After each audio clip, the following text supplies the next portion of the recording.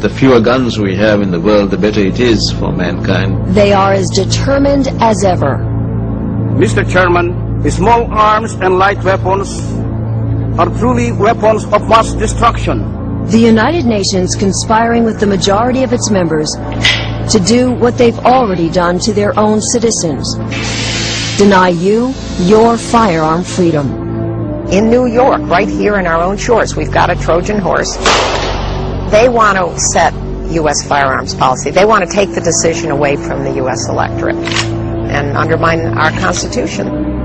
That's really their ultimate agenda, to bring the United States down from the pinnacle of freedom to simply being another one of these socialist states where the government controls everything. And just who are these gun grabbers? Countries like Japan. We strictly punish and control the possession and the use of small arms by civilians. Britain and Australia. Firearm owners in Australia must also demonstrate a genuine reason for ownership.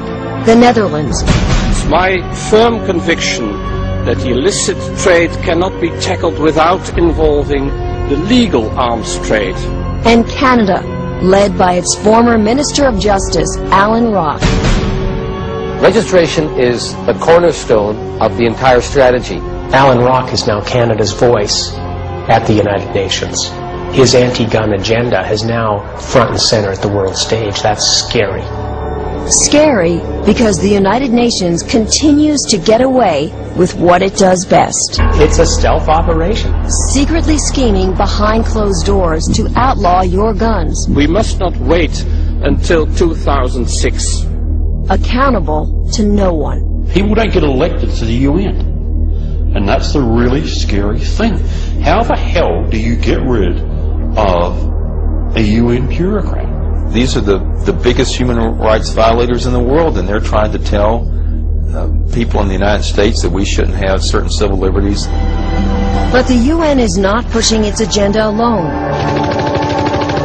There's a propaganda machine working every day, targeting the NRA and gun ownership as evil. It's called IANSA, the International Action Network on Small Arms. This is not about military small arms. This is not about rocket launchers. What they're really after is my Winchester hunting rifle. Just log on to IANSA's website, and you'll see it's made up of more than 500 anti-gun NGOs, or non-governmental organizations. They are absolutely awesome in terms of the power they have. Power and a plot that is being engineered right here in London, in that building behind me where IANSA is headquartered.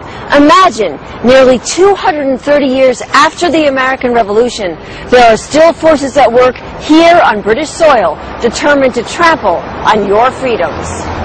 These people believe that ultimately they know how to live your life a heck of a lot better than you do. Hi, I'm Rebecca Peters. But the plot gets even thicker.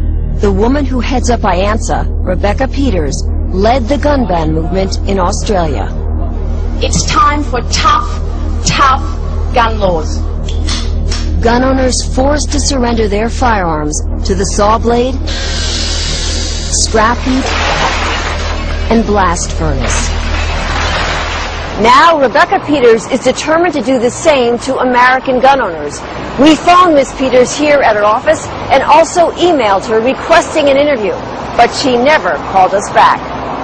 Rebecca Peters, like a live hand grenade with a pin almost out. She is an extremely dangerous person. Dangerous not only because of what she's done, but because of who she knows. She is good at getting funding, and funding is the key. Working for gun hater and billionaire George Soros' Open Society Institute, Rebecca has secured a seemingly endless supply of money for the UN's global gun control agenda. The pro-gun forces are outnumbered, outspent, 20 to 30 to 1. It's huge. We have thus far contributed $1.87 million US. The amount of funding that they're receiving from governments around the world is absolutely staggering. Britain, one of the biggest. After doing some probing, we found out it gave a $2 million grant in 2001 to IANSA through Britain's Global Conflict Prevention Pool's Small Arms Strategy. With titles like that, you can see why the money trail is impossible to trace. I don't know if 10 bloodhounds searching this stuff out with 100 accountants can find it. In fact, you probably didn't know UNICEF is a partner in all of this. Think of the little kid who showed up at your door on Halloween with a UNICEF box. Would you say no? But it's also an instrument to take away your firearms. So the U.S. taxpayers get to pay for a lot of this trash that comes out of the UN to ban what really is a human right.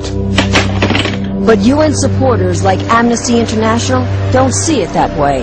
The U.S. citizens do not have a blanket right to use these weapons as they feel fit. They think gun owners are primitives who have to be brought into the modern world. And attorney Mark Benenson should know. He was the former chairman for the American branch of Amnesty International. His cousin founded the organization in England in 1961. I recall how horrified they were when they found out that I was a life member of the National Rifle Association. The Brits were paralyzed with dismay, and they didn't know what to do about it. But Mark insists that what they're doing now is not the answer to a safer world. Not at all. I think it will be a safer world for tyrannical governments, and a safer world for the criminals who don't give up their firearms. It certainly will not be a safer world for ordinary people. England and Australia have already proven that. Their gun bans have backfired, crime skyrocketed, and innocent victims left defenseless. Sure, the government's banned private ownership. It hasn't stopped the criminals, no way. Not in any shape or form. There's a crock, it's making no difference whatsoever. I mean, the people on the street, they're going to get their guns anyway. No problem. Facts that don't matter, because many countries are already enforcing the UN's agenda. Canada is leading the charge on this beyond any doubt whatsoever. They even have committees in Ottawa specifically set up to implement the United Nations gun control programs. Our government won't tell us what they're planning. What they've said carte blanche is that these UN regulations have got to be included in our national legislation. I think it's a very dangerous situation. A program of action is a beginning, not an end in itself. Implementation will be the true test. The ultimate goal? An international treaty that would be binding. Unlike a law, unlike a statute, which can be made today and changed tomorrow, an international treaty is forever. If it wasn't for the NRA's presence at the United Nations, everything would have been lost years ago. Make no mistake, this treaty will snuff out the Second Amendment if the anti-gun forces succeed in electing an anti-gun president and an anti-gun Senate. The United Nations is as much a threat to our right to keep and bear arms in this country as is Handgun Control Inc. or George Soros. Their agenda is very dangerous, it is very clear, and it is very sinister. But on that day, when a treaty is ratified, your gun rights guaranteed by the Constitution will be gone. This is not an issue only for gun owners. It's an issue for everybody who believes in our Constitution and democratic governance. You need to go to your congressmen and to your senators and tell them that in no uncertain terms the United States government should not back the United Nations programs. They're treading on dangerous ground, and you cannot let your guard down ever. Let there be no doubt. Dictators around the world hate the United States because the United States is free. They're scared of your guns, and they're going to come and get them.